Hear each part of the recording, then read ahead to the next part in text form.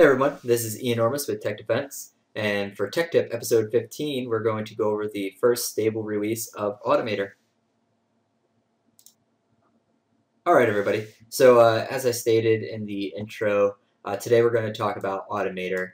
This is the first stable release of Automater, which we did a quick demo of on episode, I think, 13 or 12. Basically, Automater is a tool I created to help out information analysts when it comes to searching popular web resources for IP and URL information. So in the demo I gave last time, I went and showed you, how long it takes to go to IPVoid and then to Robtex and then to Fortiguard and all these other resources to get the information you want, and then you have that problem of it all being in a different format based on where you got it from. So this allows you to run a quick command line Python script that'll pull all the information you need and export it in a fashion that's easy for you to work in. So that's a quick down and dirty of what the tool is. So again, some of the features, it's going to go to IPVoid and pull blacklist information, organization, and this is really more ISP, so let's write that in there. ISP and Geo Location, and then Robtex is going to go there, Robtex.com, and it's going to pull DNS information. Right now I just pull A records, but if there's an interest I could pull more, but for most of the work I'm doing, A records seem to be the most relevant. Then I'm going to go to Fortiguard. I'm going to pull URL categorization, so if it's pornography or malicious or education, whatever Fortiguard happens to believe it is. Then I'm going to pull, in certain cases, if it's a bit.ly or a tiny URL, something that is not the final URL destination. I'm using onshorten.me to determine if the URL is shortened, and if it is, it's going to display what it would go to if you happen to go to that address. And last but not least, URLVoid, which pulls IP address, blacklist, ISP, geolocation, and domain creation date for a URL. So how do you get Automater? Well, currently you can grab it from GitHub. There's a few different ways you can grab it. Here's a few steps to make that happen for you. Here, this will always pull from the most up-to-date version. So if you get this, it's going to grab all of our TekDefense projects, which are currently only 2. I have a regex testing script, and I also have Automater in there. So when you download this file, you can unzip it using this. Then you can make it executable by doing a chmod plus x star. That'll just do everything in this directory here, so the 2 scripts that I have in there. And then you're ready to run it. One thing to note is you do need to have these libraries, these Python libraries, to run this tool. Good news is almost every Python installation is going to have all of these. For those of you using Backtrack, all of this is done by default. So just to walk you through, not the install here, but another way you can get it as well is you could just simply go to TekDefense.com, then go to the TekDefense GitHub by clicking the link there, and you'll see I have my scripts here. So these are the 2 scripts: my regex testing script, which I haven't touched in a while, and Automater, which I update pretty regularly. So if I click on Automater, it's going to show the actual code for Automater. And you can see here about 300 lines, about almost 400 lines of code. So, this is a way to download it all and extract it and grab it, but you could also, simply click raw here. That's going to give you that Automater.py, so you could download this directly, or you could copy all this, put it in your text editor of choice, save it to whatever directory as .python, and it'll work. So you can go that route as well.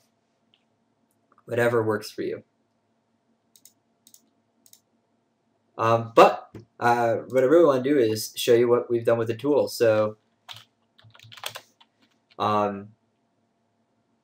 we've been working on it for quite some time now. I mean, it's almost been about a month that I've been working on this, and it's really shaping up to be much better than it was originally during our last demo a couple weeks ago. So let's show you what we can do with the tool now. So to get basic usage information, you can use TekH or TekHelp, and what this is going to do is give you a little bit overview of the tool. So Automater, and it's going to give my little welcome message, and then it's going to give you some basic usage. It's going to give you a description of the tool again, and this I'm probably going to change this to say something else.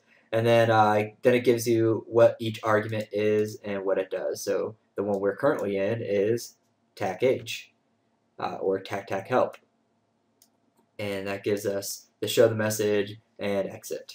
So what other options we have currently are TekT for target. So here I can list one IP address to query. It doesn't support putting more than one IP address with the TekT command. That's what the TekF will be for. But you put one IP address or one URL in with TekT, and it's going to run the appropriate report for that. If I did TekF as a file, I can put a file that has a bunch of IPs, URLs, in together or separately, however we want to do that. But it'll work. It'll parse each one, determine if it's an IP or a URL, and then run the appropriate tool set for that. And of course, we may not want to view it all in console, so we have the ability to output it with the TekO command. And of course, TekE is expand. This is an option that was asked for by one of the viewers in the previous video. Said it'd be really cool if the tool could also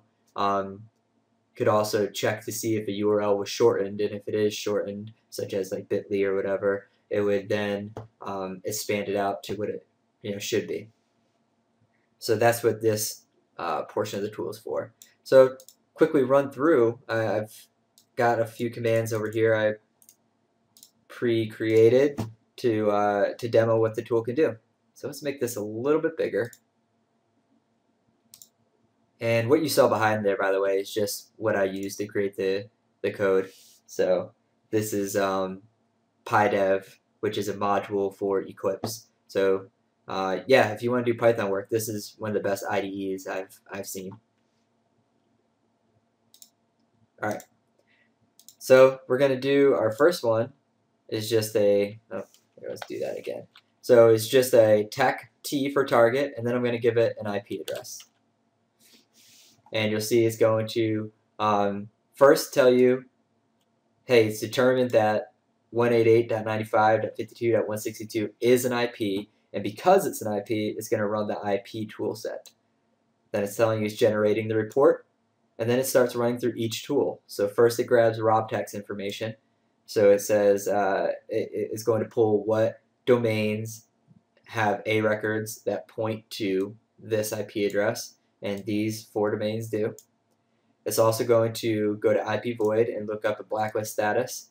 So it's going to say, all right, host is listed in blacklist at, great, and if this wasn't in any blacklist, it would tell you it's not listed in any blacklist. It's going to give you some IP and ISP, ISP and Geo Location. So this is the ISP for this guy, and it's located in the Netherlands. And then it's going to give you the Fortiguard URL classification, and it's going to say, hey, that's a malicious site, but this could be education or whatever it happens to be for the one that we're looking up. So to give it a target that we're all familiar with, let's go with SecurityTube. You'll notice that I put the www in. That's fine with or without, but if I have the HTTP in, that does not work currently. I don't have that stripping. I don't strip out the HTTP if you put it in there, so that'll cause an error currently, but it's something I'm working on. So heads up there. So now if I do SecurityTube, it recognizes that SecurityTube is a URL, and it's going to run the URL toolset. So first it's going to run the onShortener, and it says, oh, SecurityTube is not a recognized shortened URL, so don't worry about that. Then it's going to check its IP address. So this is the IP address of it, and it's pulling that from IPVoid, or actually URLVoid. And then it's going to pull the blacklist status also from URLVoid. And then it's going to pull ISP, geolocation, and domain creation date all from URLVoid as well. And this is important, right? Because like domain creation date here, that's something important to know, because if it was created 3 hours ago, 1 day ago, 2 days ago, that might be a big clue that this is a temporary domain that is used for malicious purposes. And it's going to give us the Fortiguard URL categorization, which of course is pulling from Fortiguard. And SecurityTube shows up as education. So we did these first two. Now let's check out the expanding a URL portion. So now if I wanted to expand a URL, in fact, just paste that in. And we're doing the TAC-E for expand, and then we're just going to put a URL that we know is a shortened URL. So bit.ly, and you'll see that it's running the URL on shortener, and it finds that it redirects to TekDefense.com. And this will work with pretty much any URL shortening service. I've checked every one that I could think of, and it works. So if you run across ones that don't, please let me know, and I'll try to rectify that. This is all great if you're trying to do one target, but in many cases, say you run you find out an IP, an internal host it has malware on it, and it got infected at a certain time. So you run a NetFlow query on that guy, and it shows that he is talked out to 200, 300 IPs in the last hour, and you want to determine which ones of these are good, which ones are bad, which ones require further investigation. Well, that's when we can start doing this portion here, where we have a file full of IPs and URLs and let it go ahead and run the tool set against every IP and URL in that particular file. So to show you what the file is real quick, hosts is the file. So I put a few IP addresses in there and URLs, even a shortened one with the Google shortening service. But yeah, so you can see I got a few of them in there. So now if I go ahead and run /automater TAC-F host, this will run it against all of them. And it takes a couple seconds. This is actually running a little quicker than it would normally if it had to actually have most of these are cached at this point, because I've queried them a few times. But if they had to go out and get them, it would take a few seconds more, but nothing too long. So as you can see, it threw it all in there. And let's get up to the beginning, which was the 123 address, which is right here. All right. So as you can see, when it's going to scan something, first it's going to tell you what it is, what it's classified as, and what tools it's going to run. So this is the divider between each of the different IPs and URLs. So we see this is the 123 one, and now when we get to the next one, here's the divider, so we know we're at the next guy, and so on and so forth. One important thing to note is something I'm currently working on still is, so you'll see it recognizes the URL and it's running the URL tool set, and you'll see it recognizes in the unshortener portion that this, hey, redirects to TekDefense, but when it runs all the other tools, it's running it against the goo.gl portion. So this is the IP address for that. This is the blacklist status for that, not for TekDefense. And same thing with the ISP and domain creation date and stuff. So obviously that's not what we would want here. If it finds that it is a shortened URL, we would want it to run it against the expanded version. So I'll work on that and have that one up soon. But yeah, so it outputs it here on screen. But again, this makes it great for us to view here in console. But what if we want to output this? It's so many results. We don't want to have it all in console where it's hard to view or it could roll off screen. We're going to output it to a file instead. So now we're going to do attack O, and we'll call it host.out. And it could be host.text, .log, whatever you want to make it. So now it's telling you that it's going to print the results to file, and tell you the file name. And if you had a different path here, it would show the full path. And once you see it, return back to the command prompt again. Then we know that it's run. So if I do a quick ls here, you'll see that host.out was created. So let's gedit that.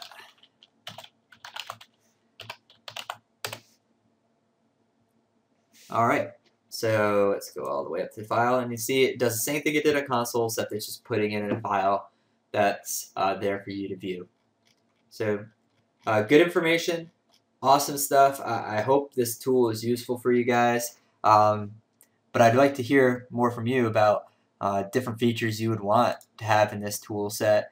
If there's other resources that you use that you think you get better information out of, web resources that I could scrape, then I'd be more than happy to take a look at those. You know, some of the things coming up, let me go to here, my to-do list. So you see I've got a lot of it complete, but there's still some other things I want to do. For instance, this timeout function. Say, for instance, Fortiguard, the website is down. Right now, it'll just sit there and then error out after a certain amount of time, but stop running the queries that it was supposed to continue doing. Say it was a file with 100 IPs, it would just stop. It wouldn't keep going. So I want to add a timeout function if it can't get to one of these sites to pull the information over 20 seconds or so, maybe a little longer, a little shorter. Then it passes that one and goes on to the next module. So I also want to do an export to CSV and HTML. Of course, I want to pretty up this code a little bit because it's a little nasty, and I didn't comment it out the way I want, or comment the way I want to, so it makes it a little easier for you guys who may want to reuse this code. And of course, I want to pretty up the output a little bit. Some things that some other viewers have asked for is add a malware domain list checker. So run this against malware domain list or Google to determine if the IP is associated with any malware domain list. And same thing with on these source engine selectors. Say you just wanted to run the Robtex stuff to see what A records come back, but you don't want to run any of the other stuff. Well, we should have a command to let you do that. So we're thinking maybe something along the line of attack S and then the engine that you want to run. So Robtex, something like that. So I don't know, but that's the current things planned. We've also had a request for a summary page, so it would just display all the bad stuff, such as blacklist and bad URL categories and stuff like that. But those are just a few ideas from a few people who have used the tool so far. So please, anybody else who is using the tool, please let me know anything else that you would like to have added. But beyond that, this wraps up this episode. Like always, you can find more stuff over at TekDefense.com, where we do more videos like this, but we also do security articles like our latest one here, where we took the latest Adobe leak and showed how quickly we can crack some passwords with those hashes. You can hit me up via email at enormous@tekdefense.com, 1AN0RMUS. Check out securitube.net for a bunch of awesome videos. My profile there is as you see it. And YouTube, there's my profile. And those are IP addresses I was testing with earlier. Alright, well, thank you very much and have a good one.